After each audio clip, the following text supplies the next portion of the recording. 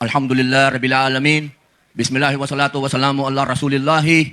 Assalamualaikum warahmatullahi wabarakatuh. Sumayin niyo po ang kapayapaan. Mga mahal kong kababayan, ito po ang araw na itinakda.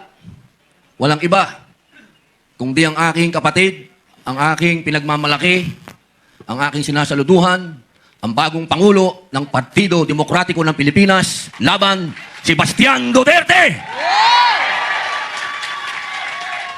Duterte! Duterte!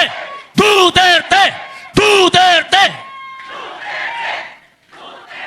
Napakasarap pong isigaw ang Duterte. Yes. Sapagkat alam po nating lahat, batid nating lahat, naramdaman nating lahat ang pagbabagong dilala ni Tatay Digong. Hindi po tayo nandito para makipagbulahan. Hindi po tayo nandito para sumipsip. Tayo po nandito para makiisa sa pagbabagong naantala. Grabe. Batid po nating lahat. Alam nating lahat na naantala yung pagbabago na naumpisahan. Tama.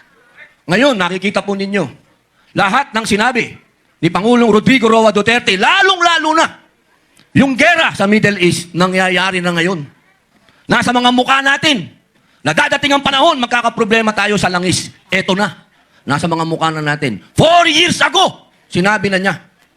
Ngayon, paano nila sasabihin na hindi tama si Digong? Paano nila sasabihin na yung isang taong nagsasalita kanina dyan ay isang, anong sabi nila daw? Kami daw ay mga Chinador.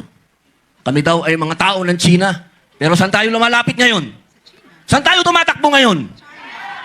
Sa China. Anong ibig sabihin nun? Ang ibig sabihin nun, alam, batid ni Tatay Digong na isang araw ang tutulong sa atin, kapitbahay natin. Napakaganda po nung kanta kanina. Bayang ko. Eksakto! Alam naman natin na hindi madadala si Digong doon sa dahig kung hindi tumulong ang sino. Alam nyo kung Pilipino lang, hindi natin kaya yun. Hindi natin magagawa yun. Tandaan nyo to. Hanggat nandito ang kuko ng agila. Grabe. Sino ba ang agila? Talagang masyadong maraming nainom na kape to.